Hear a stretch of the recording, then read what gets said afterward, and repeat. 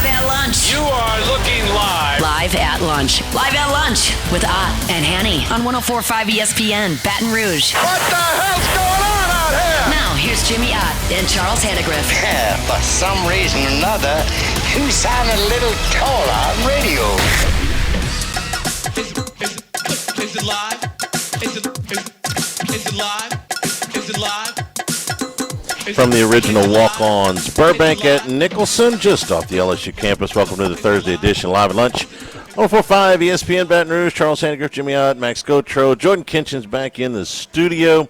Colucci with us from Vegas today. Henry Hayes on the NBA playoffs.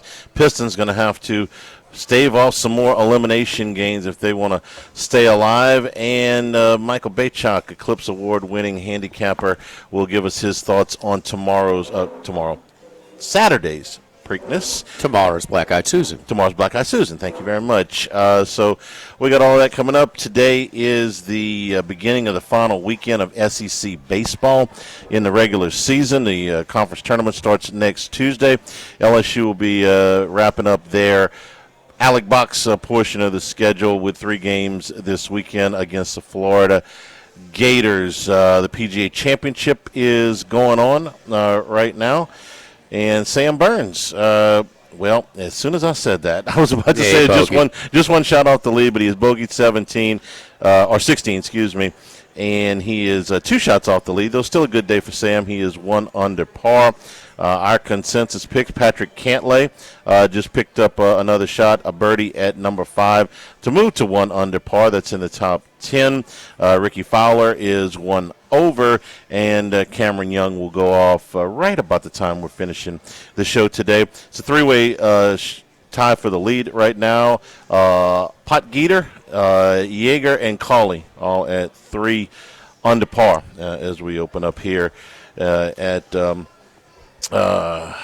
of course, he's playing tougher than anticipated, and on that last hole, Burns was in trouble, and he scrambled his way to about a 10-12 footer to save par, but was unable to do it. It was not. He had a lot of break to it, but it would have been a really nice save, but wasn't quite able to do it. Some of the biggest names will go off either right as we are finishing or right after we finish. Scotty Scheffler in a group with Matt Fitzpatrick and Justin Rose. That goes off right after 1 o'clock.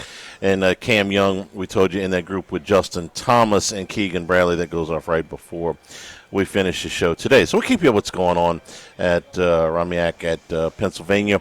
Newton Square is where they're holding the PGA Championship. The final weekend of SEC baseball has got a number of things that are on the line. We can start with what's on the line for LSU, and that is nothing. I honestly, you don't think a sweep that can? I don't, no. and I'm going to explain why. Okay. LSU at 9 wins in the league is really out of contention for a at-large berth, even with a win in all 3 games of this series. And the reason I say that is we have said that 13 is, pretty much where you need to get. Really 14 to be comfortable, but 13 you have a better than average chance to get in. With 12, you're an absolute longest of long shots. 12. I'm talking about 12 conference wins. And Alabama did it a few years ago, but they had an RPI in the 20s. LSU's RPI this morning stands at 57. So even with 3 wins against the Gators, who are number 12 in the country, we have to kind of, speculate a little bit. It would probably get them up into the low 40s somewhere, 15 spots or so. That's not going to be enough with a 12-18 conference record. Jay Johnson apparently agrees with that sentiment because he is sending out to pitch tonight TBA. Very unusual to see TBA in the first game of a conference series. You see it all the time in Game 3 and sometimes in Game 2. But for Game 1, you almost never see it because why? Well, you send your ace out on Game 1 for Friday night. Johnson said, we'll decide later who's going to throw in Game 1. Marcos Paz is going to throw Game 2, and Zach Collins is going to throw Game 3. The name you don't see is William Schmidt, LSU's most reliable starting pitcher right now. You also don't see Kason Evans, who was the number 1 starter for most of the season. He's missed the last couple of weeks, came back against Georgia in a starting role on Sunday. You got to think that Jay Johnson knows that his only chance to get into postseason, and it's a long, long, long shot at that, is to win the SEC tournament. To win the SEC tournament, William Schmidt's going to have to pitch somewhere. It looks to me, unless he changes his mind between now and tonight, that they're lining up Schmidt to start on Tuesday, and Evans to be ready to go in relief, just to keep him alive. After that, you recycle through whatever you got. Compounding the problem is tonight LSU is going to face Aiden King, who right this second is the favorite to be the pitcher of the year in the Southeastern Conference. He's 7-2 with an ERA at 2.19. He had a rough outing last week, but it's been one of very, very few. What was his final line score last week against Kentucky? I know he lost, but 4 runs. No. It saved him. They were down 6-1, but they rallied with 5 in the 8th and 1 in the 9th to save him the loss, but get him off the hook. But yeah, what was it again? 4 runs in 5 innings, I believe. Okay. It wasn't disaster, but it wasn't compared to him. To his standards. His usual standards, It wasn't. It wasn't as good. You might check me on that, but that's what I got in my head. Is I think it's 4 runs in 5 innings. Anyway, so you're basically saying, listen, whatever happens this weekend happens. We're going to point towards the SEC tournament. Florida, on the other hand, right this second is safely as a regional host. They've got a 12 RPI, and they've got a 15-12 record overall. But there's 2 things in play here. Number one, you can't come in here and lose a series to LSU and feel real safe about, you're at 12. You lose 2 games to a team that's in 14th place, and then you go lose one in Hoover, it's going to be a real nervous time. So they want to get this series, obviously, and they're throwing their guys. On the other hand, it's not out of the realm of possibility. Florida could be a top 8 national seed if they sweep this series against LSU, do a little damage in Hoover. Right now, D1's got 5 national seeds in the top 8 from the SEC, but that could easily shake up this weekend. So Florida's got a lot to play for. LSU, quite frankly, doesn't. Their hopes will ride on next week. So that's what's going on in Baton Rouge for the 3 games this weekend. Elsewhere, the best series, the best matchup is Georgia and Auburn. But, Jimmy, I'll be honest with you. I don't know that there's a whole lot on the line there. 2 fantastic teams. No, they're both 2 teams they're locked in as national seeds. Yeah. Georgia has already won the SEC regular season championship. Now they're throwing all their guys. It'll be 1 versus 2 on both nights, but I can't see, even if either team swept, like if Georgia swept Auburn, it's not going to hurt Auburn's RPI, and that strength of schedule, which is number 1 in the country, ain't going anywhere. So even if one of those teams sweep, I don't see where it's going to change a whole bunch. They're both national seeds. The one team on the bubble where the NCAA is concerned is Kentucky. They're doing something that is right in that realm. Kentucky's got 12 conference wins right now. They desperately need at least 1 this weekend at home against Arkansas. They are right now, by D1, one of the last 4 teams in. So this is pretty obvious. Don't get swept. Arkansas with Hunter Dietz, who has had an all-conference type year, is throwing in game 1. Kentucky is pitching backwards. They're going to throw their 3 tonight, and they're going to throw their 1 on Saturday with their 2 sandwiched in between, and that's Jackson Jelkin going on Saturday and Nate Harris going tonight. Kentucky is pretty much saying, you got us in game 1, but we're going to have the pitching edge in game 2 and game 3 because Dave Van Horn said that he's going to take Gabe Gackle out of the rotation this weekend, his number 2 starter most of the year, if he needs him in relief tonight. They've used Gackle in a number of roles, but primarily he's been a starting pitcher on the weekends. Van Horn said, look, if I need him to win tonight, I'm going to use him to win tonight, a guy who's been my number 2 starter. Where is Arkansas? Arkansas right now, D1's got them at 19. If they go in and sweep this series this weekend, they'll put themselves in position to host. If they don't sweep this weekend, it's probably a 2 seed somewhere else in the conference. That's what's going on in that series. Mississippi State and Texas A&M. Both of these teams are in position to be top 8 national seeds, but neither one of them has locked it up. And so this series will go a long way towards determining, I think both of these teams will host, but one of them will probably be a top 8 national seed and one of them won't.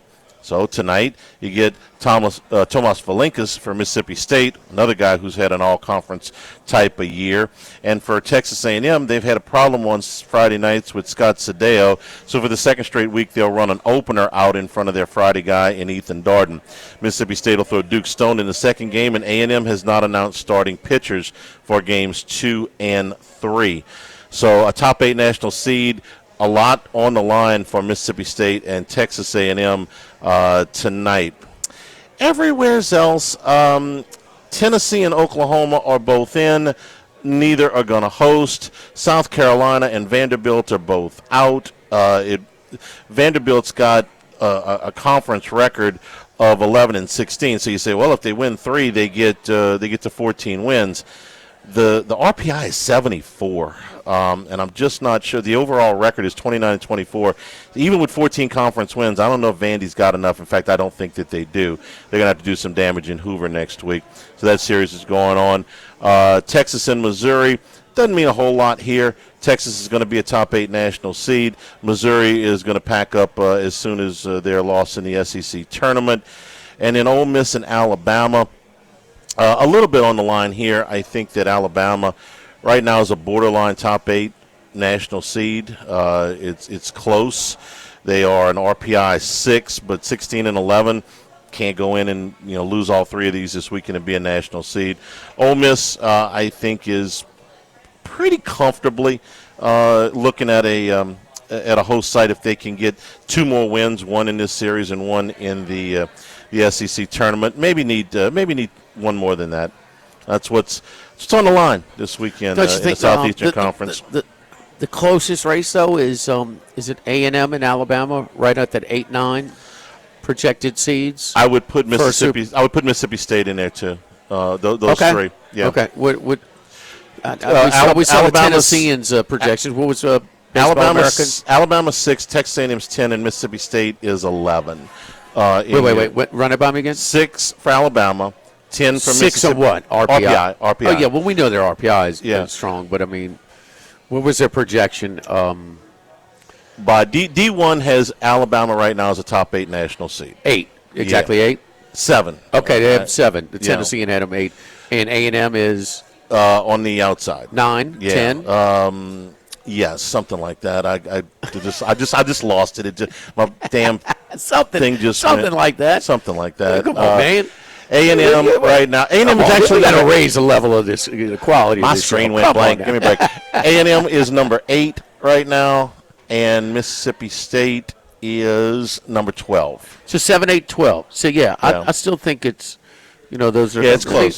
State and Florida could put themselves in with a good weekend and a good little couple days. It was a damaging series loss at home to Auburn last week. They win the first one, and they battle back against Alvarez. They raised his pitch count, got him out the game, and they battle back and finally tie it up because they were constantly pressuring Auburn. Auburn just kind of dodgeable.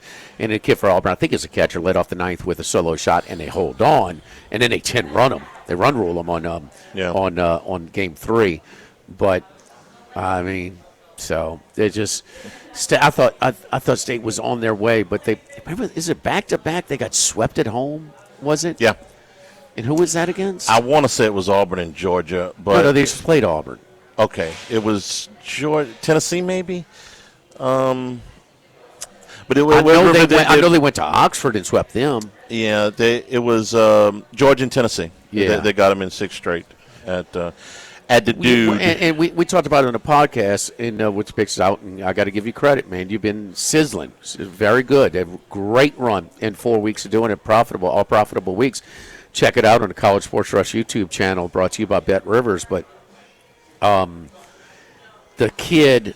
It's like a horse racing. We're going to have Michael on today. It's Preakness weekend. We talk about the Derby. We've got a lot of things to talk about. So many conversations about the Triple Crown and adjusting the schedule and things like that. But the bounce. So that is when a horse runs just such a big race and it bounces. Yeah. We see it a lot in golf. Then I picked it up. The guy shatters this unbelievable. 9 under one day.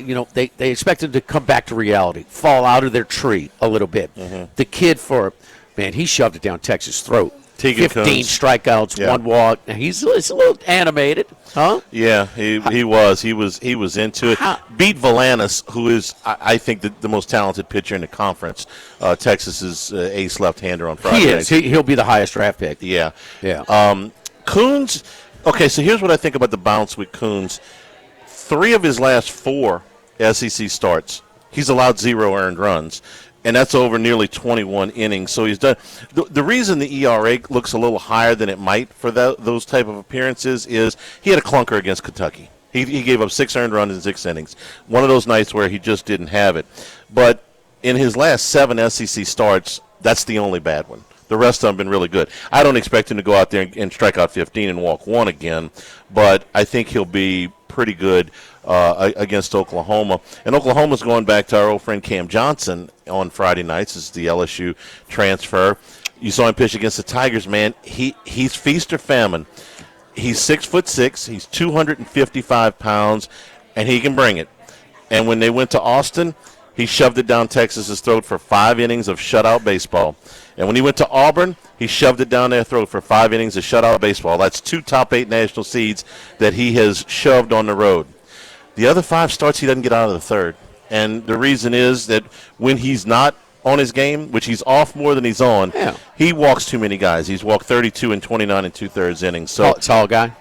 6'6", 255 pounds. I mean, he's a big man, and he throws hard, and he's left-handed. When you're that young and that tall, your control is tougher. Yes. I mean, and a couple of times it's been there. You know, if he goes out there and he's feeling it tonight, he can beat anybody. But more often than not, the control is not there. Chocolates, Charlie. He's just walked away. Too many free bases. We're at the original walk-ons over here. Baseball this weekend. It's your last chance to come watch the Tigers play at Alec Box this season. You go on to the games, before, during, and after. It's walk-ons. How about graduation? Tomorrow and Saturday. It's walk-ons, the original walk-ons. You're looking for a place before, during, or after your graduation. They stagger them. They're either got a full day tomorrow and Saturday. So that's where we are, man. The original walk-ons. Kids are done with the finals, but still some activity around campus over here. And, of course, our best wishes, 9 a.m. tomorrow on ESPN Plus, but the women who play their matches right down the street, they are in the Elite 8, a rematch of the SEC tournament final. What went down to the last court in a tiebreaker. LSU against Auburn, the rematch for the right to advance to the semifinals. So some things going on in the spring semester over here. The original walk-ons, just steps from the box. Beat a team 3 times in one season. Does that apply in tennis? Because Auburn got them in the regular season, too, but that one was close. And the one in the SEC tournament was even closer. So this is their 3rd match. That probably doesn't matter, but I couldn't tell you. Just thought I'd throw that in there. The LSU has gone toe-to-toe with them twice and come up just short. Maybe this is the time they break good through. authority. It's a pick 'em. Yeah. Okay. Yeah.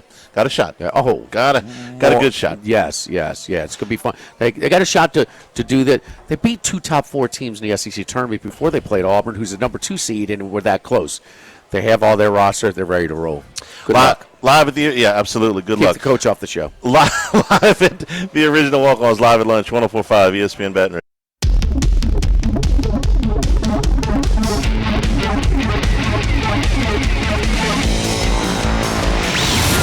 Lunch with Ott and Hanny from the original Walk-Ons on Burbank on 104.5 ESPN, Baton Rouge. Remember, you can always get the show on demand, 1045ESPN.com, LouisianaSports.net. New Handycast up on YouTube. That includes the legend Skip Bertman this week. It's brought to you by Supreme Rice, celebrating 90 years in business here in 2026. Supporting our Louisiana farmers. Go to supremerice.com. Quick update from the PGA. Sam Burns back-to-back bogeys now. He's headed to 18 at even par, 3 shots off the lead. There are now 4 golfers up at the top at 4 under lead. Minwoo Lee has joined Potgater, Yeager, and Cawley. And one of our consensus picks, Patrick Cantlay, hanging at 1 under par, 2 shots off of the lead. Cantlay, okay. Low life, okay. Yeah, gave one back and got it right back 2 holes later with a birdie at the par 3 number 5. He's playing the front 9 second today. Last night, the Cavs beat the Pistons by 4 in overtime to take a 3-2 lead in the series. The number 1 seed Pistons survived 3 elimination games against Orlando in the first round. They will have to survive 2 more if they want to make it to the conference finals. Got a big night from their superstar, Cade Cunningham.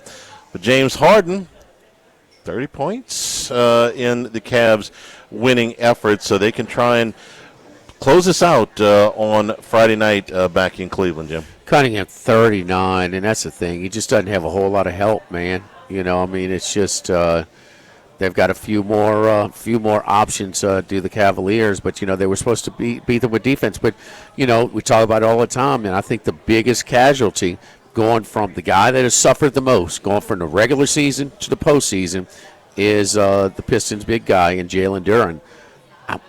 I think he was second team All-NBA or something. I forget exactly where it is. We'll talk to Henry a little bit later. But he was a 20-11 guy in the regular season. For the number 1 seed. But, look, we identified way, way early in the first round that forget their seed. They're not the best. They're not the best playoff team. And it's nothing on Cunningham's doing all he can. Playing defense. But all of these games have been real competitive. Not maybe at the end, but Detroit had some leads in both games 3 and 4 at Cleveland. Cleveland had leads, so all visiting teams, but finally Cleveland broke through, and it was like 14-16 in the second half, and they just that's why the Knicks are minus 175 to win the East. Even should Detroit advance, and Detroit would have home court advantage. If Cleveland advances, New York has home court advantage, and we're looking at probably a minus $3 to win that series if the Cavs pull it off. So I'm expecting a really good Game 6. I will probably be on the Pistons again to take the points. But have you taken the points in every game this series? No, I had Detroit. I had the loser last 2. Okay. I had I had Detroit, Cleveland, won the first 3 and lost the last 2. Okay. So I was going with the home team, and Charlie, let's say this: I had a nice middle. I hedged. Yeah. I'm middled. So I thought I had a real chance to fall right in there, but Cleveland was hanging on by a thread last night till they got hot. Well, I thought that the momentum swung about the 6-minute mark in the fourth quarter. Detroit, it was kind of a scrum, kind of a flurry where they went up and down a couple times, a little sloppy ball handling. Detroit hit a 3 to put them up 6. Right at the 6-minute mark, maybe touch under the 6-minute mark, Cleveland called timeout. And I thought at that point, I said, well, Detroit's got a loose grip on this game. 6 points with 6 minutes to go. All the momentum's in your favor. The crowd's going nuts. Cleveland's had to call timeout to kind of settle themselves down. You play solid basketball for 6 minutes, you're going to get out of here with a close win. That didn't happen. And I thought that was their best chance to really kind of seize control of it. I thought it was a good timeout by the Cleveland bench.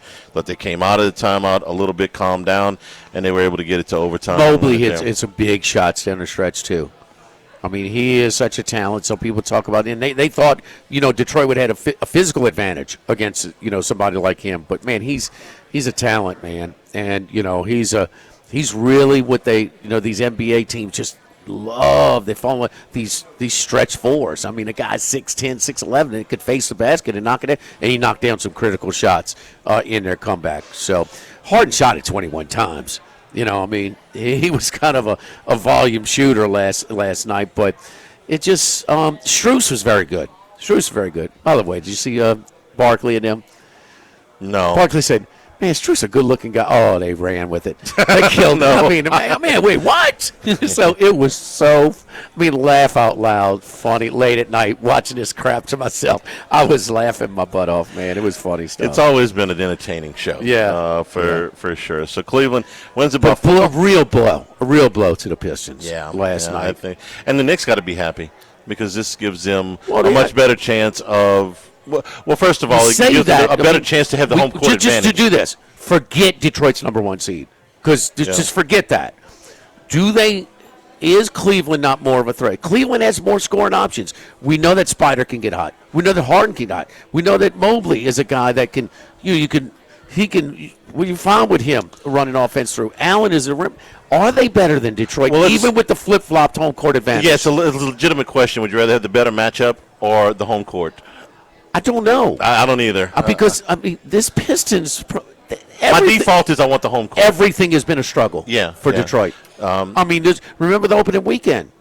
The only game that the home team lost was Detroit. They lost by double digits. And even when they won game 2 a lot, they were down at half.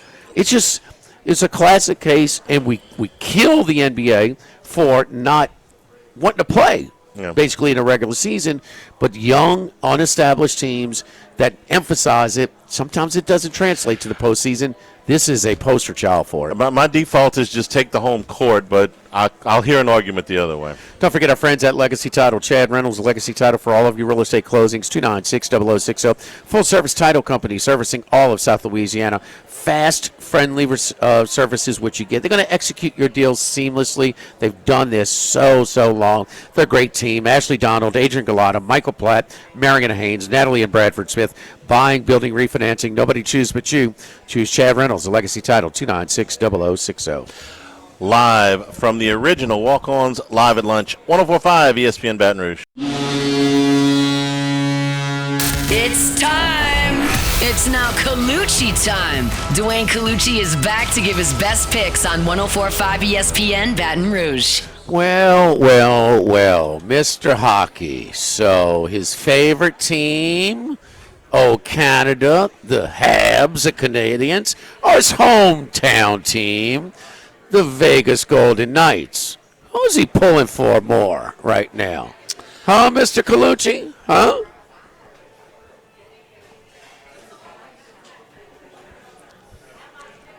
Hello. Well, he's saying no joy. He's calling calling neither one on. There you go.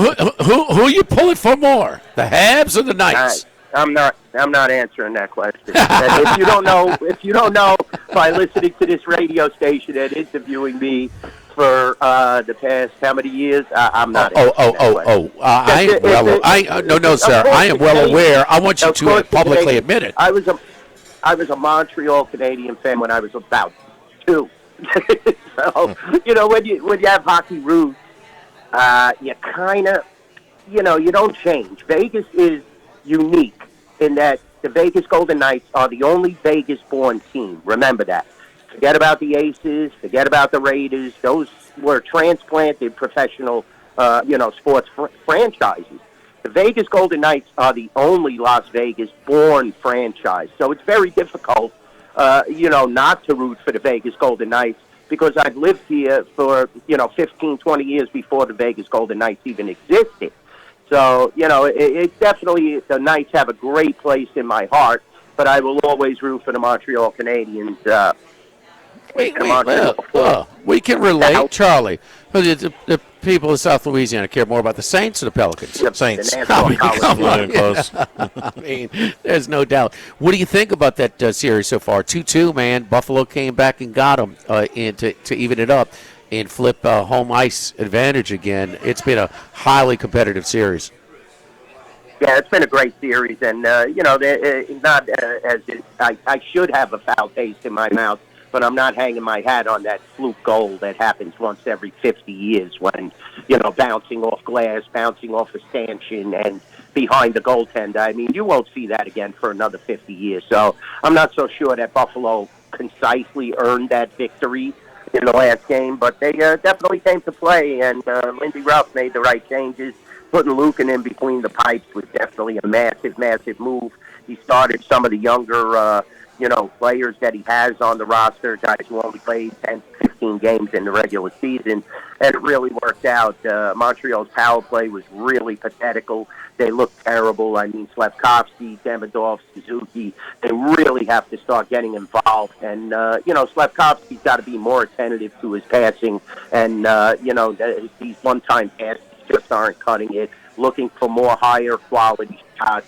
And Demidov just has to be a little more explosive when moving to the net, especially when you have such a discrepancy in the power plays that they had in the last game. But, definitely Buffalo came to play. I knew they were going to come to play. It was going to be very tough to get a 3-run lead on the home ice team. So, credit to Lindy for starting Lincoln in and starting, mixing up that lineup, not just, constantly leaning on Tage Thompson, although he was the guy that got that lucky goal. And, I touted him earlier in the year when we were discussing Montreal-Buffalo matchup. So, it's going to be a very tough game, but you could see the line at Caesar Sports, only 120 Buffalo.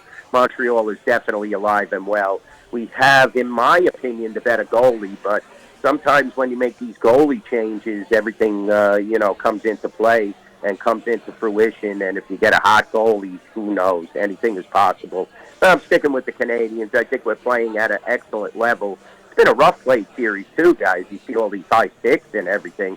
Just, definitely we're going to keep an eye on that. And the refs have been missing calls. They've been making calls that I believe are somewhat bad. But, it is what it is. Darlene definitely cut his own lip there, and that power play, you could see him playing with his lip, biting on his lip. All of a sudden, there's a little trickle of blood, and you give Montreal a 4-minute penalty. So we'll see how it plays out. It's funny, Charlie was just saying the same thing. He thought there was a lot of high sticks, in this series to this point. So I saw the 5-minute. I saw the 5-minute one. So that was pretty nasty.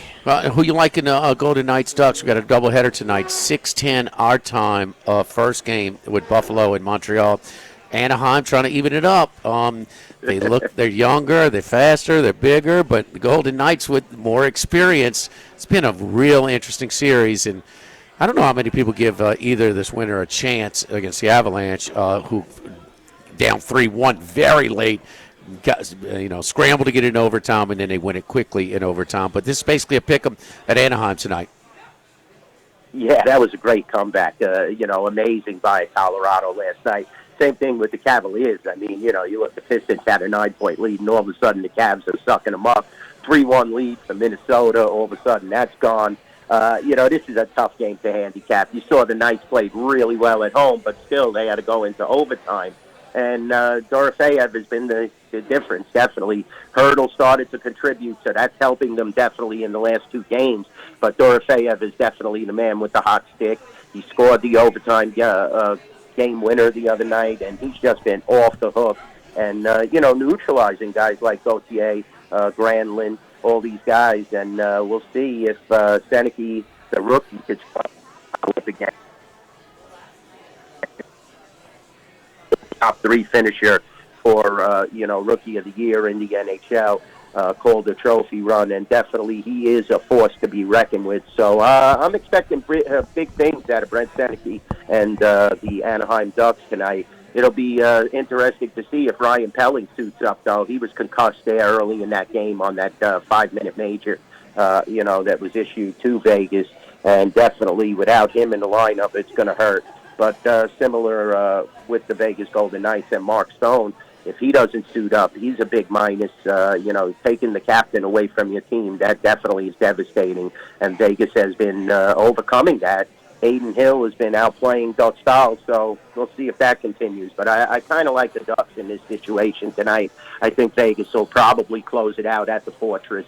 But I'm looking at definitely taking the Ducks tonight. We're seeing Caesars now has Vegas as a minus 115 favorite, and that's here at the resort at Summerlin and Caesars Sports. All right. So the Preakness, it's a third time in 5 years that the Kentucky Derby winner would not run back in the Preakness. Before we break down the race, and of course Pimlico is shut down this year, expected to come back next year after the $400 million redevelopment of Pimlico, the second oldest racetrack in the country. But your thoughts on adjusting the schedule to try and get more of the Kentucky Derby entrants into the Preakness? Well, a lot of people talk about the structure. If you start to, separate the races a little more, let's say 3 weeks in between the Kentucky Derby and the Preakness, you might attract these horses, but then are you really a true Triple Crown champion like you were in the past? You know what I'm saying? Definitely when you start to, deal with the integrity of the structure of the Triple Crown, then you definitely have to, start to question if these Triple Crown winners, if you win a Triple Crown after the change of the structure, are legitimate. Do you put an asterisk next to it and all that, just like we've seen in the past? So, it's definitely going to be interesting to see if they restructure. I don't like these trainers not attempting to go for the Triple Crown. I mean, are you telling the public basically that your horse is fragile and it takes this long to separate in between starts? I'm not so sure if that's the right thing to do. I'm an old school guy, so I love the integrity of the Triple Crown and the structure the way it is now. It's bad enough that we're having, like you said, the Preakness at Laurel, Saratoga holding the Belmont for the last couple of years. That's bad enough to where you have to rebuild these facilities, putting millions and millions of dollars. Now, once you get them all rectified and Belmont opens, Pimlico opens, you're going to start changing the structure of the Triple Crown itself. I don't really like that philosophy. I think it's the true test of champions of the Sport of Kings to win the Kentucky Derby, Preakness in 2 weeks, Belmont in 3 weeks. There are a couple of horses that, and look, Journalism ran in the Preakness last year after finishing second in the Kentucky Derby. And, man, you talk about banged around. Well, speaking of banging horses around, Ocelli certainly did that. He is back in that 6-1 morning line with Tyler Gaffleone in Saturday's Preakness. And so is Great White, who acted up before they got in the gates and was a late scratch in that one. So we do have a couple of horses that were scheduled to run, or one ran. But have you looked at the Preakness and broke it down? Do you have give us a ticket? Give us a ticket to play with on Saturday's Preakness. Well, I'll tell you the truth. I think Iron Honor is probably a bad favorite, but I don't think his odds are going to be that short. But he definitely has a chance. He was compromised by a horrible trip in the Wood Memorial, and now you get Flavia Pratt. You're looking at a 5-1 morning line. Just was parked out on that first turn, never got really comfortable. Manny Franco said that, the rider in the previous race, that he was too much into the bit too early on, and it just tired the horse out. Incredible is definitely a horse to watch. He has tons of talent. He definitely outran his odds when he was 6 in the Kentucky Derby, and he will continue to improve. So keep an eye on him. Ocelli, definitely an upside there. He actually beat Iron Honor pretty easily in the Wood Memorial, and he ran very well in the Kentucky Derby. So maybe this maiden is starting to peak and starting to get better and better, So definitely he's a horse to watch. Napoleon Solo is going to add to the pace, especially with Paco Lopez in the saddle. He's going to be looking to gun it. If you can remember him from that dominant Champagne win last year, but he never really improved off of that. Money at the windows as well. Taj Mahal is the buzz horse now. Everybody's talking about Taj Mahal, the house horse, winner at Laurel of consecutive races. Federico Tessio, which is their big prep for the Preakness. If you skip the Kentucky Derby, he won pretty handily. This was a horse that used to be conditioned by Bob Baffert, was shipped to Brittany Russell, who is definitely an exceptional trainer, and you may actually see 2 women win the first 2 legs from the trainer position of the Kentucky Derby. This horse has a tremendous chance. I'm slightly, though, going with Incredible, guys. I like Incredible, Taj Mahal, Iron Honor. I'm going to box a try there. We'll see if we could bring it home here. All right, so Incredible. Anything real quick? We run up against a break, but anything in the Black Eyed Susan or into tomorrow's card as well? I didn't break that down just as of yet. Black Eyed Susan, I'll be looking at that tonight. Been focusing on the Preakness and the Saturday card, trying to structure those pick 5s. But they do have 2-day pick 5s as well with a small percentage takeout. Watch Laurel Park. They have takeouts, tremendously high takeouts on some of their exotics. But when you're doing the pick 5 and the 2-day exotics, there's 12% takeout, which is very good. So be selective when you're betting. Takeouts are very important when you're a horse racing handicapper. You don't want too much of that pool going to the racetrack and your payoff being substantially lower. We're already dealing with CAWs and all those issues, Jimmy. So look at the takeout structure. I think the pick 5s and the 2-day pick 5s are the way to go. I'll be looking at the Black Eyed Sues, and I'll text you a few picks so you can give them to our fabulous listeners tomorrow morning. Word on the street back in his DJing days at the Bronx, he went by the name when he was spinning, Eric B. and Rakim. He was DJ Incredibolt. It was his name. Yeah? Yes. That's the word on the street. A little lightning bolt behind him, up on the DJ. Lightning on his turntables.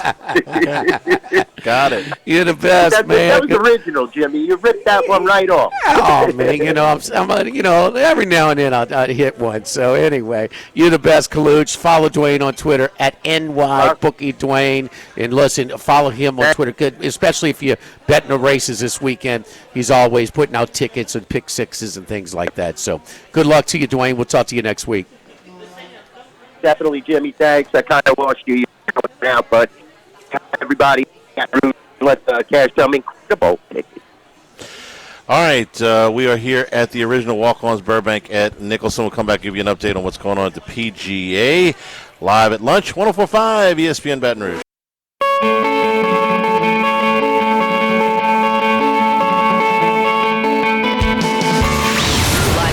With Ott and Hanny from the original Walk-Ons on Burbank on 104.5 ESPN, Baton Rouge. Minwoo Lee is your leader right now at 4 under par through 16 at the PGA Championship. A couple of golfers, one shot back. This story is crazy. South African golfer Garrick Higo just signed his card for a 69, 1 under par, 3 shots off the lead. But he took a 2-stroke penalty before he even got started this morning because he was 1 minute late for his tee time. That's 2-stroke penalty, Max. It is. It rarely happens at this level, really at any level, to be honest with you. This is not a club pro. This is a member of the PGA Tour player. Because the PGA Championship, you get a lot of club pros and stuff that qualify for this. And the PGA pros, they're teaching that, so they should know more than anybody. But this is a PGA Tour player who, look, I don't know exactly the setup they have at Iran. I've heard that the practice areas are a little bit away from the tee boxes, and there's been a few complaints about that this week.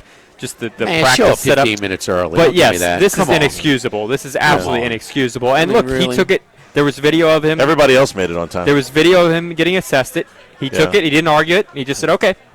And moved on. But he was a minute late to the teeing ground. This is an absolute no-no. You're supposed to show up at least 5 minutes early. You're late for your tee time. Take your damn card away. It's egregious. But nevertheless, he would be almost in a tie. Until recently, Minwoo Lee just moved to 4 under. But until recently, he would be tied for the lead, if not for that 2-stroke penalty, where he ends up making par, but he makes a double bogey essentially on the first hole. Bet he's on time tomorrow. Jordan Spieth, if he wins this tournament, will complete the career Grand Slam. He's 2 under par, 2 shots off the lead. He's through 14. Same score for Xander Schauffele at 2 under par. He's 1 stroke ahead. Sam Burns finished up with 2 bogeys in his last 3 holes, so he shot 70 today, even par, 4 shots off the lead. And one of our consensus, actually 2 of our consensus picks are also even. Patrick Cantlay at even par, he's through 17. And Ricky Fowler at even par, he is through 15. Our other consensus play is Cam Young. He goes off right about 1 o'clock today, a little bit before 1 o'clock. We're back with hour number 2 from the original Walk-Ons live at lunch, 104.5 ESPN Baton Rouge. Lunch with Ott and Hanny from the original Walk-Ons on Burbank on 104.5 ESPN, Baton Rouge. Here at the original Walk-Ons live at lunch, watching the PGA Championship, watching a lot of SEC baseball tonight. Going to be an interesting card that comes down here with teams trying to position themselves for the NCAAs, position themselves for top 8 national seeds, position themselves for host sites, and in the case of a few teams, just trying to get themselves into the tournament. And LSU is one of those. Tonight, Alex Box Stadium, Jay Johnson is basically throwing a bullpen game. Announced yesterday that Marcos Paz would start Game 2, Zach Collins start Game 3, and that William Schmidt is not listed among his starters for the weekend. I think he would be positioning him and possibly Cason Evans for the start on Tuesday. Schmidt to start it and maybe Evans to finish it just to keep them alive. Now, does that solve everything? No. This weekend, doesn't even really matter if LSU sweeps. They probably have to win the SEC tournament to get into the NCAAs. So you're going to go with your best guy on Tuesday, not use them up on the weekend, and play it from there. For Florida kind of, I would say, halfway between being a host site and a chance at a top 8 national seed. Certainly wouldn't want to lose games with LSU's RPI on the other side of it. So they'll throw Aiden King tonight and throw their regular starters in all 3 games this weekend. They could move themselves up to a top 8 national seed, but at the very least hold their position as a regional host site. All 8 series, in action tonight. The SEC final weekend of the regular season. Max, birdie. Who's on? Is he on the lead? Jordan Spieth Look is on the lead. out. Jordan for a Spieth. career slam. Oh, man. This is exciting, Jimmy. How long has he been looking for his career slam? This is 10 years? This is 11. 2017 he won the Open, so 2018 was his first opportunity. So this is 10? Yeah. This is 9th. Yeah. 9th? Yeah. 17? 8th, I want to say. No, that's 8 difference. Okay. This is his 9th attempt. All right. Yes, correct. He's right there. Yeah, come on, boy. You mess with me with my numbers, boy. Oh, you know what? It is his 10th. I've heard that 10th. The PGA back then was after the Open, so he actually did have a chance to complete the career Grand Slam in 2017. Very good. Yes. There you go. That was back when it was in August. I like it in May. I know there's been some speculation or it's not moving. I heard, conversation. a lot of guys up north, including Mad Dog, been pushing for it. He had Jim Nantz on yesterday, and he said, look, ratings are better. You got one a month, and I'm sorry, but, FedEx is paying money, too. So they don't want that thing in September. They don't want it when football starts. They've moved the playoff up. It's kind of been a dud. The FedEx playoff. Yeah, they're trying to fix that, but they've already tinkered with it to try and, create some more interest, but nonetheless is, The other problem, it's not moving. Not even up for discussion. They moved the tour up. It helps out there. But also you have the Olympics now. And the Olympics always would move the PGA back. And they didn't like having every 4 years to move their tournament around based upon the Olympics. So it makes way more sense in May, in my opinion. You value the Olympics a little bit more than me. I think it's going to grow. I think it's going to be a big deal. It hasn't been a big deal until this past time where Scotty Scheffler won in France. I think the Summer Olympics. I think it's going to mean something down the road. All right, you got to talk about. But you thought there was going to be a lot of the purists, the Rabelais of the world. They're going to be like, man, look at this 26 under or whatever. What was the over/under for the winning score? Because the course is holding up a lot better than anticipated. Winning score had moved from 12.5 under par to 13.5, and heavily juiced to the under. So 14, 15 under par is what was kind of expected when you looked at the odds. You said juice to the under. That means juice to the under meaning lower scores. Right. Like 14, 15 under. So it was juiced towards it being 14 or 15. Basically, the odds were suggesting the winning score will be 14 or 15 under par. You're talking backwards on that. So it's actually be an over. The score. Well, 14 would be over 13.5. That's how you score it. Under 14 under. I get you. Is what I'm saying. So it's juiced technically that way. But, yeah, 14, 15 under par is what was expected. And we've seen not a lot of teeth from this golf course. A little surprising. Now, they got a lot of rain overnight. It was a little bit. I haven't heard an official number. I would guess about a half an inch of rain. So we've seen a little bit of softness in the fairways. It's a little easier to hold the fairways. The rough is definitely a penalty today. But we were seeing, look at the top of the leaderboard. Potgieter is the longest hitter on the PGA Tour. Steven Yeager's a bomber. Minwoo Lee's a bomber. Now, granted, Potgieter and Yeager putted the lights out, so they're a bit of an exception. But there's more bogeys in it than I expected, considering it'd be a wedge fest early on. Now, 14 through 18 is a very tough stretch. You're going to see a lot of bogeys in that stretch, and there's even a par 5 mixed in, the easiest hole in number 16. But 14, 15, 17, 18 are really tough holes. I didn't expect they'd play quite as hard. I thought there'd be more birdies out there today than there have been. I don't know if it's just pin locations, but certainly it's playing a little bit more difficult than I would expected. I thought the winning score by the end of the day would be 7 under, which I guess is still possible, but I would say unlikely considering the winning score right now is at 3 under. Marty Smith interviewing Higo right now. Hey, boy. He would be Why tied can't for you the lead. get up and move earlier? He would be tied for the lead right now. Since he's fallen back to 3 under par, he's 1 under with a 2-shot penalty or a 2-stroke penalty based on showing up late. Inexcusable. I mean, I know I prefaced the practice facility kind of situation. Inexcusable under any circumstance, in any tournament, at any level, to show up to the tee late. No doubt. I mean, no doubt. No doubt. In regards to moving that tournament, and you're right, it's not going to happen. Do we put any less emphasis on it because the prestige of winning this thing where it is? I think it's still. Oh, it adds prestige. It was sort of a. It adds prestige. Moving it to second. Yeah. Yeah, absolutely. I think. Just me. I mean, it's just kind of. I think it's the same, but explain to me why you think it's more. Because it was this is clearly the fourth. Yes. Okay, so we get that. And so, you usually lead into the entree, Charlie. You have your undercard, you have your opening act. Okay, well, this is, I know, auto racing does a little different too. Their Super Bowl is to kick off their season with Daytona. But most, you lead into the Super Bowl, and this is just kind of anticlimactic for a little bit when it was in August. To me, it was just kind of it was a little bit of fading interest. They branded it that way. They made Glory's last shot, right? They were trying to say we're the last chance each year to get a major. That's what they branded it as. But let's be honest. Like, Jimmy, you're a tennis guy. To me, the Australian Open's clearly the fourth major. No question. It'd be like wouldn't even go. It'd be like putting the Aussie Open after the French and Wimbledon, and the U.S. Open. But now at least all of the best players play. Before they did. Sure, but it'd be like putting all the best players are here playing this weekend. I'm sorry, but the Aussie Open is a good start to the season to me.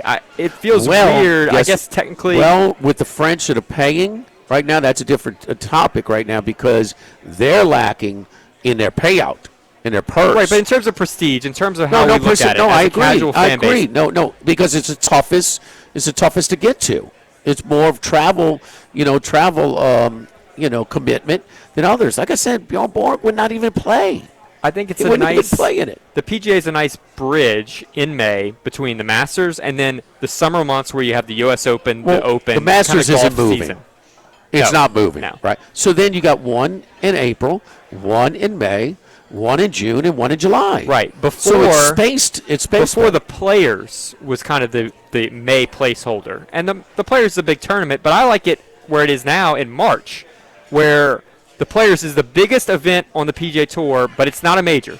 So it's the best lead-in to the major season. It's March, you've got the Players, and then you got the majors right after. I think it makes a ton of sense. When was the Players used to be in May? Yeah. They moved it to March. That's why they used to call it the fifth PGA. major. Okay. And they still kind of whatever. But it's not. Everybody brands crap the way they want to. Anytime you look at this stuff, I mean, Charlie's a French, a French tourist guide. I am. Our tour guide in Paris took us to see all of the public restrooms. What a jerk!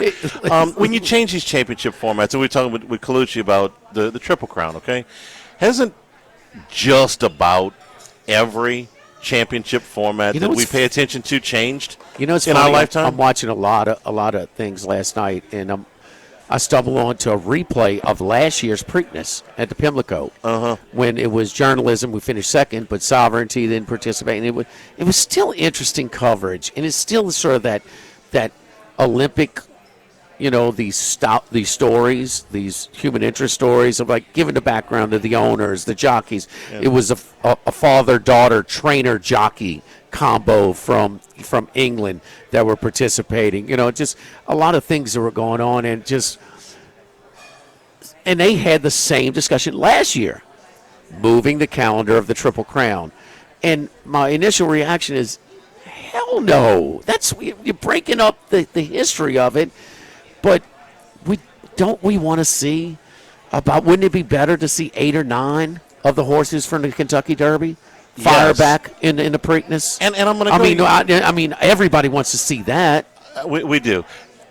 But my thing is this. We're talking about animals now, okay? We can't ask them how they feel. Don't we know a lot more about caring for horses and training horses now than we did when the Triple Crown started this format? I think so. And we'll have Michael on at the bottom of the hour. We'll ask him more in detail. But I do know this. That's an opinion deal, okay, and based on the data, and he'll give you a more educated opinion on that. But I do know this. The amount of starts for the Kentucky Derby entrants are basically half, and many less than half what they were doing just 10 years ago. Right. I mean, you got a horse. I mean, usually like 6 to 8 races going in. Now you got 3 or 4. You had one horse had 2. Right. 2 races. So they are racing them more lightly. They are being more careful, and they're stretching them out a little bit more between tradition means between something. mounts. But you got to care for the animals, and when we learn stuff like this, we should embrace it. The football teams don't. Bear Bryant didn't train his Junction boys the same way they train now, right? Okay, so we put this format together in 1969 and said, to the best of our knowledge back then, hey, this is fine. Maybe it's not fine anymore. Maybe it's not best for the horses anymore. One of the pounds, I think it was, oh my God, the ball guy. I forget his name. He's on all the time on the Triple Crown coverage for NBC. But he says it's not going to be easier because it's later. Because you would have more competition. So you have more competition, but racing back 2 weeks later is part of the burden of the whole thing, and then coming back at a longer distance in a mile and a half 3 weeks later. So Charlie, they said the biggest we'll see is Naira, because New York doesn't want to move the Belmont. So we'll see about that. Charlie, you talk about how things change. The PGA Championship was a match play tournament until 1958. Yeah. So it was different, and I think that's what the PGA Tour is actually exploring, making their playoff a match play format, because that would make it different and unique, and a battle to the finish. But the PGA Championship changed, and there's still history of who won the PGA when it was match play as opposed to every single championship that I followed since a kid. Every one of them's changed, okay? Are the Yankees of 1978 better than the Yankees of 2009 because the Yankees, or because the 2009 Yankees played more games? Because the playoff format is different in all of the major sports now. So I don't know if you can. I'm usually a traditionalist, but if it's better for the horses, and we know that for sure, then maybe it's time to make a change. Well, what about the change? You were talking about majors. You're talking about tennis, tennis and golf. I mean, U.S. Open was not always played on hard. It was played on clay. Right. Australian Open was not always played on hard. It's played on grass, right? You got it, Charlie. Yeah. So things change. We can be traditionalists to a certain point, but let's not hurt the. 1988, as late as 1988. Yeah, they moved it. They moved a facility, and so they moved it from grass to a hard court surface. We're brought to you by the Pierre Part Store, the Thibodeau Store, open in La Rose and Lockport. Lumber delivery available now for your home construction projects, and we're just, believe it or not, just a little over a week away from Memorial Day. It's early this year, so if your grill has had it, you got your new grill for the upcoming season, starting with Memorial Day. Get them right now. The Brawl Kings are on special on the website right now.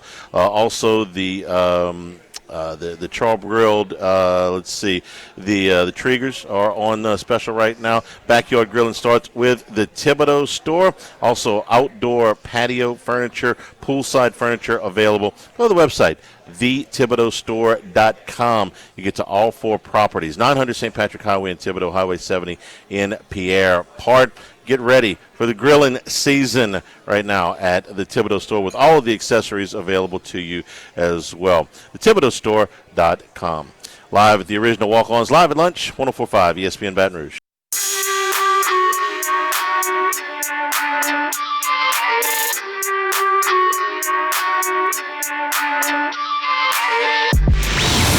Lunch with Ott and Hanny from the original Walk-Ons on Burbank on 104.5 ESPN, Baton Rouge. All right, watching Max's boy try and bomb this one from about 70 feet with all kinds of break. Jordan Spieth, who's the co-leader right now. Okay, a little lag. That's a little sets him up for about a 2.5 footer. Never held the lead or co-lead in a PGA Championship round. Never. I don't want to mention his name. I'm kind of worried I'm going to jinx him. So you've been hanging on. It bombs away, though. 90-1? He was 90-1. Pre-round? As high as 90-1 pre-tournament. All right, let's bring in Henry Hayes, talking some NBA playoffs with us last night. And Henry, first game in this series in the East where the underdog broke through. Looked like for most of the game that he was going to hold serve again at home, but double-digit second-half lead blown by Detroit. The Cavaliers forcing getting it into overtime. Actually had a shot at the end of regulation to win it, but they win in overtime. Big comeback for Cleveland. Your thoughts? That's a really big win, Jimmy. Obviously, when you win on somebody else's floor, you've heard the stats when somebody wins Game 5, of a series like that that's knotted up. I think it's like 86% of the time they go ahead and win the series. Just impressive. But look, I think I said this on your show last week. Remember, this is still kind of a new Cleveland team because when you trade for James Harden at the deadline, he joins them wherever he joined them, wherever they're playing, and they just go play because you can't practice in season. So they've really kind of been trying to work out, like, when is it Donovan Mitchell time? When is it James Harden time? How do the bigs adjust? And, there's a lot to adjust when you have a guy like James Harden kind of not only in your lineup, but ball dominant. So I think you got the first look at what they could be. Now, will they shoot it like that? Will they defend? Detroit couldn't throw it in the ocean for a stretch there. So some outliers, but look, man, you went on the road like that, and it's a little bit reminiscent of Detroit winning at Orlando when they were down that big. It means something. So obviously Detroit now back against the wall and has to win that Game 6. But the Cavs looked really good last night. That's what Harden was saying himself. In post game last night in the press conference, he was saying, "Man, I just been here since I hadn't been here that long. I'm still trying to grow. I'm trying to feel when to be aggressive. When to kind of be the secondary option. These type of things." We were killing him early because that's a big number. 30 different times in the playoffs where he's had more turnovers than field goals made. The part that caught me though was when the coach and the reigning NBA Coach of the Year, Kenny Atkinson of the Cavaliers, he attributed Harden to being a professional and being a leader and kind of hanging in there. So I don't want to change like the wind, but I was killing him, and I said it was no surprise that he was having a lot of turnovers. He's had a lot of flop games in the playoffs, tons at big spots in very tight games in the playoffs. Your thoughts on the hardness? It's still growing, huh? And just still meshing with his new supporting cast. Yeah, and Jimmy, we talked about Kevin Durant on your show last week. I think they're kind of in the same spot where it's like at one point in both of those careers, you said, what, that's a top 3 player in the league. In other words, their games were really, really good. And now, the cities are starting to add up, the moves, the trades, the unhappiness. So, here's Harden with the Cavs, and, they're still alive. Here's my problem, and it's always been my problem with James. Last night, if you watched the game, Jimmy, he was active and engaged defensively. Physically, there's no reason why James Harden can't be a better defender. He just hadn't had the interest. So last night, obviously, they're in the playoffs, and it's time to guard his spot, and he did it. But I don't know. I don't think you can be a great player in this league, and that's got to be a choice that's on 100% of the time, being a great two-way player like that. So, but, look, I think him and Donovan Mitchell are kind of like trying to work that out. They have really good bigs, as you saw last night. And so we'll see. We'll see if they can take care of business. But, look, Atkinson saying he's a leader, that's not a very hard statement to make, right? He just had a great game. They're not going to kill him. So, last night he was a leader. We'll see about Game 6. Gotcha. Yeah. No, he's trying to be positive, and I understand that. That's why I was bringing it up. But on the other hand, the turnovers have been a problem. Game 3, when the Pistons battle back, with the Cavs had led pretty much whole time. It's their first game at home, down 2-0. You expect a big effort for them, and then here come the Pistons. They scramble, and then they're in a position, and Cunningham has these bad turnovers, inbounding the ball. I mean, come on, man, the NBA team, you can inbound the damn basketball. He had 6 more last night, turnovers. As good as he's been, as much as he's carried this team, what's going on with the turnovers? Yeah, I mean, and look, playoff basketball is different than regular season basketball. You have a lot more meetings and a lot more micro schemes that you're running. Look, they know their inbound plays just like Detroit does, and so they've got counters, and those are calls from the bench. They're going to anticipate what Cunningham's first and second releases are, and sometimes you get caught up, and he's not ready for that. He's still a young player, but that's where you could steal a possession or steal an inbounds or create a turnover. That's where the coaching staffs and the prep work really do matter. And back to Harden, that's where the ball dominant dribble, back down dribble. That stuff it doesn't work as much in the playoffs because they're gonna run a double, they're gonna run a double on the catch, they're gonna change it up on them, and it's just harder, right? Teams aren't up and down as much. It's much more half-court basketball. So those possessions matter, and that's why you see. Look, I bang on the benches pretty hard, Jimmy, because we don't need 19 assistants, but this is where one of those guys' jobs is all he does is scout the opponent's inbound. And so, boom, they got a turnover there. So, again, Cunningham's young and learning, but you're seeing the effects of coaching staffs in that regard. Pistons are clearly not the best team in the Eastern bracket, although they're the number one seed. We talked about translating. You like their physicality. It looks like Cleveland is kind of handling their own, but nothing has been easy for either of these series for the number one seeded Pistons against Orlando and now the Cavaliers. If they advanced to the conference finals, they would have survived 5 elimination games. You are a little higher on the Pistons. Why are they underperforming? Well, I think, look, again, regular season, young team, athletic, guys like Duran and Cunningham playing together and Thompson, they're going to get theirs on a February in Charlotte, right, or an April in New Orleans. Some of the trash, the lower-ranked teams. But then when it comes to playoffs, look, experience matters. Learning how to close out a series matters. All those things. And Jimmy, you and I have talked about this for 20 years now. You got to take wounds. You got to get hit in the face. You got to take a scar. You got to learn a really hard lesson. And I think that's where Detroit is now. Having said all that, I still like them because of their physicality and because they defend. And so, they just didn't hit shots last night. But all the things they're going through now, like you said, the 5th elimination game, that's going to pay off if they can keep this group together down the road. But guys like Duran, for example, boy, he's had his hat handed to him a few times in this series. And you see the limitations of a younger player, but he's meant to grow through those experiences. So we'll see.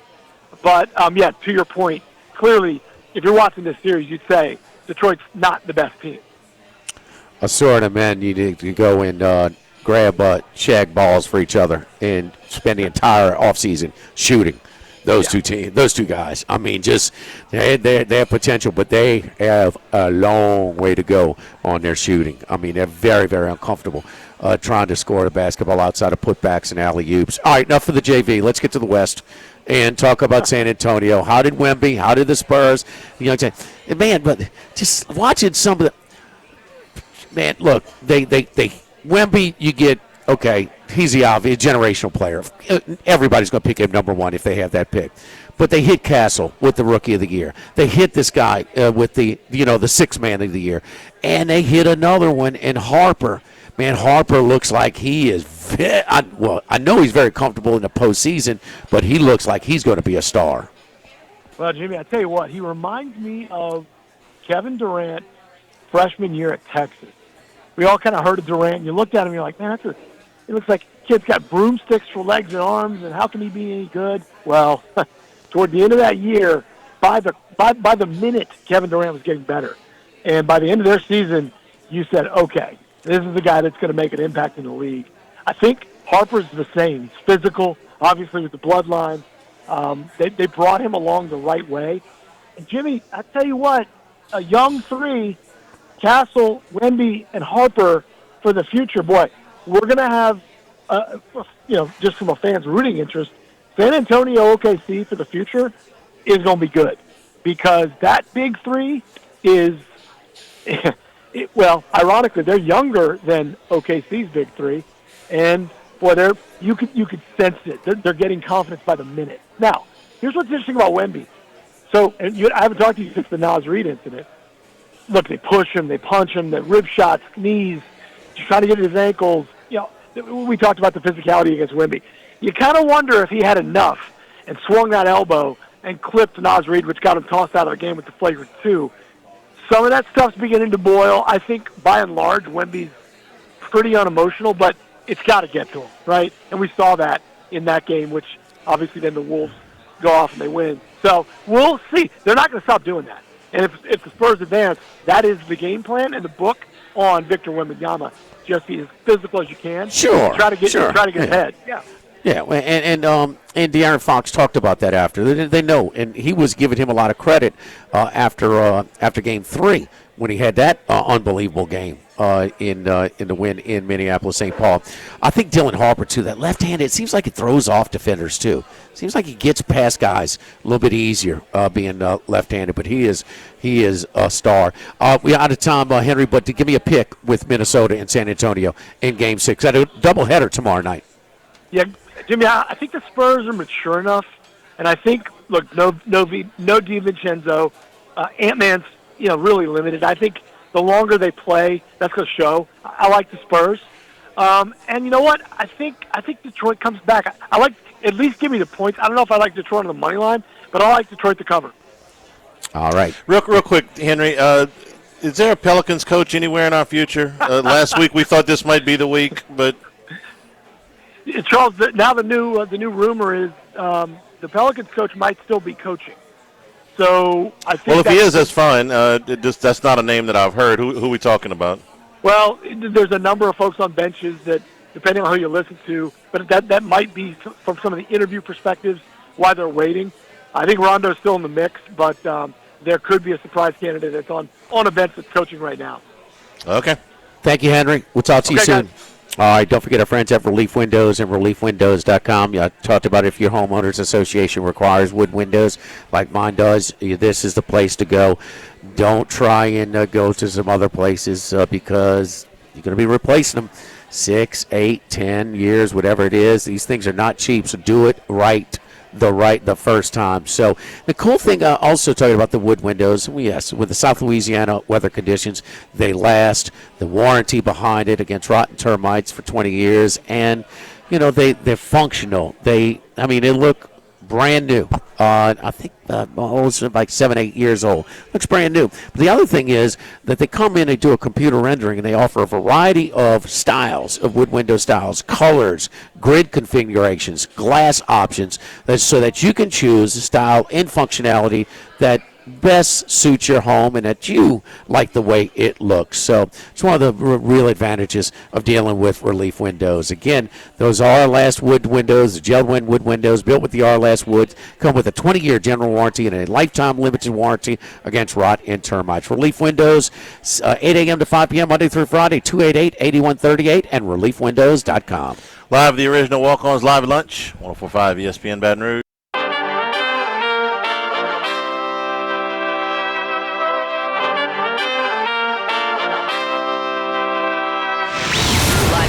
With Ott and Hanny from the original Walk-Ons on Burbank on 104.5 ESPN, Baton Rouge. All right, let's talk some Triple Crown, Preakness, Derby, the whole shebang, the schedule, cause, whatever. Eclipse Award-winning Michael Bachok joins us right now, and I shared the story, Michael, when you said, well, we like this 8-1, we like this 13-1. I'm making the plays for us at Beau Rivage. You say, swing for the fences. And it pays, 4 or 5 to 1. So, got to see. The one thing I want to know is where's the publicity when the computer-assisted wagering, they knock the odds down and they don't win? Where are a lot of those? I mean, because they just can't be, hitting these big scores all the time. Well, I mean, those situations are very few and far between because they're right more than they're wrong. I mean, okay. And that's very rare that they do that. So that's why those stories are. But they do happen. Yeah, there's no question. I mean, you'd be watching races and say, holy shit, this horse went to, 2-1 and he loses, and another horse comes in at 9-1. But again, I think those are few and far between. They're right much more than they're wrong, and those are the ones that catch everybody's attention, like the one that we had on Derby Day, which is just almost ridiculous in reality. It's just completely ridiculous. I wouldn't have bet that horse that we won with at 5-1.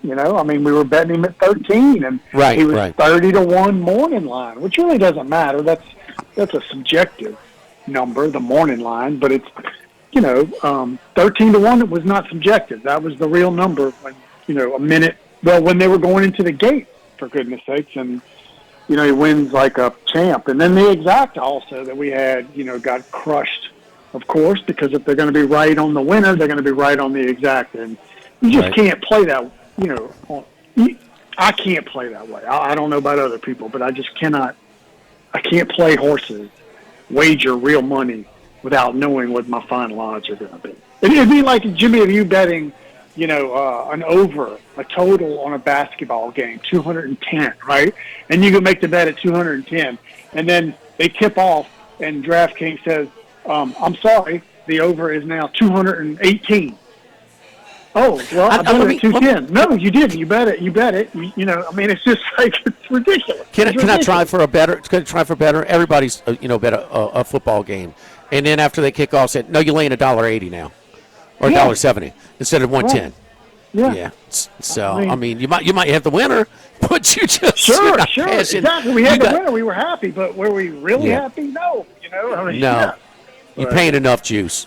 And at the end of the day, even though you had the winner, you're getting crushed by the takeout of those types of. Instead of getting 13-1 on your winning bet, you're getting 5-1, meaning you have to have 2 more 5-1 winning bets to recoup basically what you didn't make on the 13-1, which is almost impossible. I stumbled upon NBC's rebroadcast of the Preakness. It's funny, and I'm watching. We're watching a great Pistons Cavs games, and I got a lot of MLB action. But I just, I enjoyed the coverage because a lot of times we're at a place we can't listen to it. But it was last year when journalism got banged around. He finished second. He came back 2 weeks after being runner-up in the Derby and entered into the race. It was funny. You overheard some of their connections in the winner's circle saying, "Where's sovereignty now?" So talking trash. But part of it was Tirico and Randy Moss and Jerry Bailey, and they were discussing last year moving the schedule, adapting the schedule. One thing is, it would not be the same as far as you win the race, you got to come back. In 2 weeks later. No decision. If you want a chance at history, you got to come back. And that makes it but now we know that if they would extend it, you would have considerably more horses. I don't know. You give me an estimate. If it was 3 weeks later, how many of the 20 entries into the Derby would run back into Preakness? We would have. And Randy Moss's argument was like, it won't be easier because you will have a tougher competition, more horses coming back. Besides you, I'm conflicted on this. I want to see the better horses run the Preakness, but I don't want to cheapen the Triple Crown. Yeah, I mean, I'm conflicted as well. So the answer to your first question, my guess would be if you made it a 3-week difference between the two races, you probably have, 50% more participation. I mean, this week we have 2 Kentucky Derby entrants, right? So maybe and one didn't get the gate because he acted up. Right, so that's 3. Okay, so we would have 4, 5, something like that.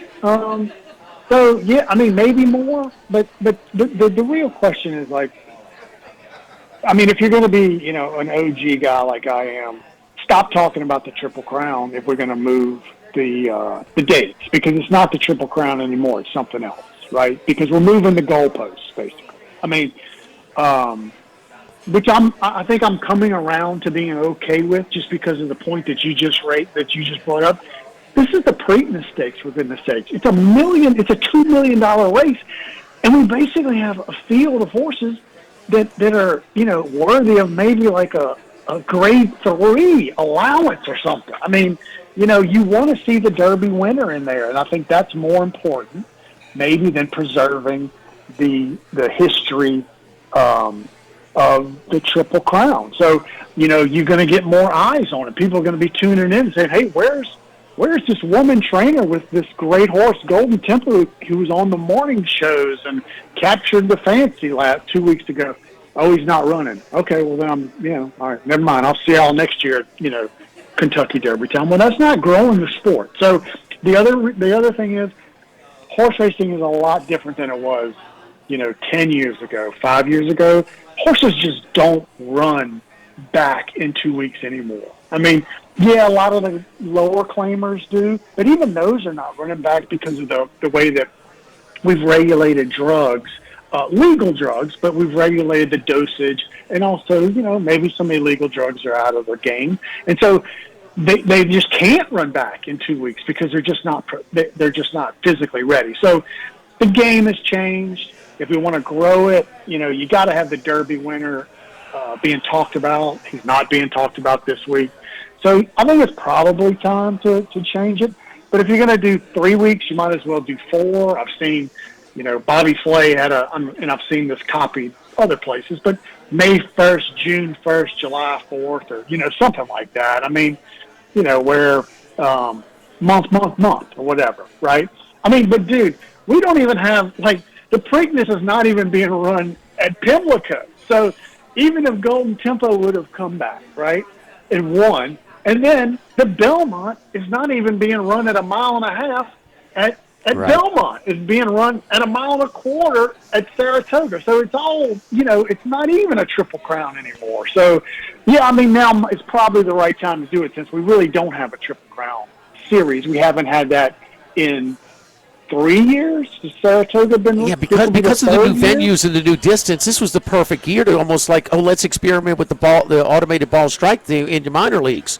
Yeah, I mean, this is. Exactly. I mean, this might have been the year to see. Okay, what's the public reaction? What's the viewership? Does it if you do change the schedule? And maybe we call it the modern day Triple Crown. You used to have to win your division to make the playoffs in baseball. You don't anymore. So things change. And if Michael, virtually every trainer in the sport is telling you the same thing, that the horses are not equipped to this. And I know you're for getting illegal drugs out of the sport as much as I am.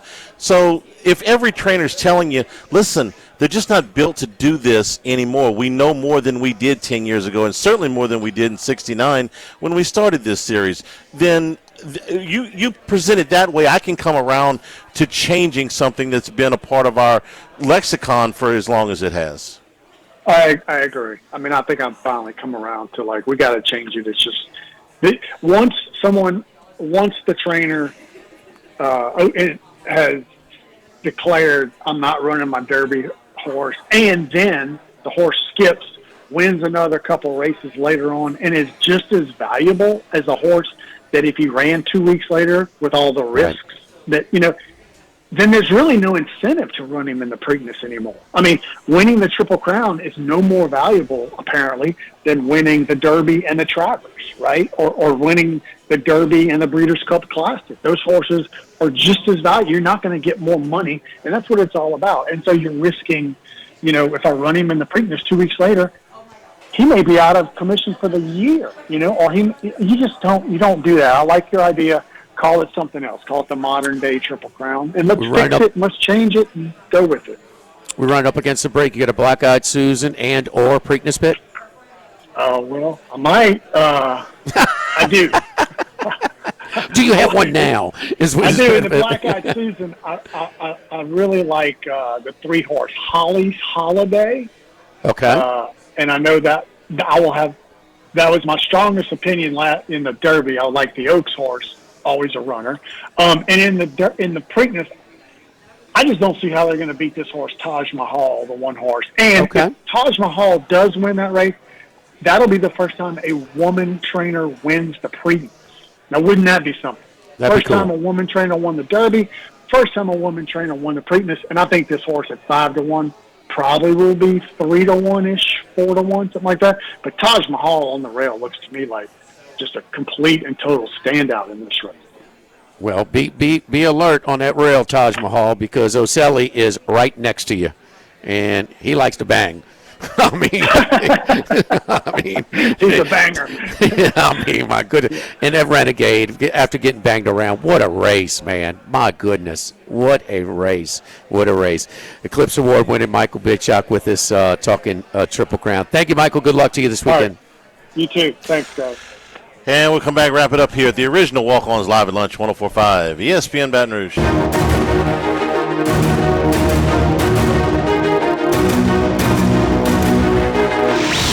at Lunch with Ott and Hanny from the original Walk-Ons on Burbank on 104.5 ESPN Baton Rouge. Four-way tie atop the leaderboard at the PGA Championship. Potgater, Jaeger, Minwoo Lee, and Rio Histostene all at 3 under par. Histostene is the only one that is still on the golf course out of that foursome. And let's see, notable names within shouting distance. Xander Schauffele going to 18 is 2 under. He is 1 shot back. And who else did Jordan bogeyed back-to-back Jordan holes. Spieth touched the lead for about half a second and bogey. Thanks for mentioning him. Blame Jimmy. Yeah, it's on you. He's on a par 5, though, on the last. Sorry. That's the one thing to monitor. If you start on 10, we're seeing some more afternoon guys go off. If you start on 10, the hardest stretch is 14 through 18, so you actually have a good chance to make some birdies down the stretch. So we could see the first-round leader today decided late from somebody who went off of hole 10. Some of the big guns going off here in a few minutes, including world number 1, Scotty Scheffler. He's in a group with Matt Fitzpatrick and Justin Rose. Cam Young going to the tee right now. One of our consensus picks, along in a group with Justin Thomas and Keegan Bradley.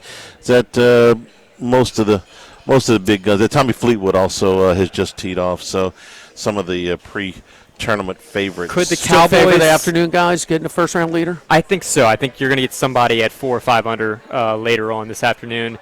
Cowboys fans, could they finally get a win in Philly? Because they've got Scheffler, they've got Spieth. You know, the Philly fans have been heckling the Cowboys fans that are players in this field. You got to pick one: Cam Young or Scheffler. For the tournament, or still take Scheffler? Yes, I think he's going to win. If I had to at a price, you got $100. Who would you bet? Ooh, I wouldn't bet Cam Young. No, you got to pick one of them. One of those two at their price. Yeah, Scotty. Okay. 5 to 1, 4 to 1. Where is he now? 4 to 1. I got a little bit on Hook 'em. Come on, Hook 'em. He ain't cheap speed. Thanks, our You don't have friends to here. worry the kids. The kids are too young. As we wrap things up here, if you're coming by for graduation for any of the baseball or softball regionals this weekend as well, come by the original Walk-Ons Burbank at Nicholson. From all of us here and Jordan back in the studio, I'm Charles Hanniger saying thank you and good afternoon. Stay tuned for Hunt Palmer, 104.5 ESPN Baton Rouge.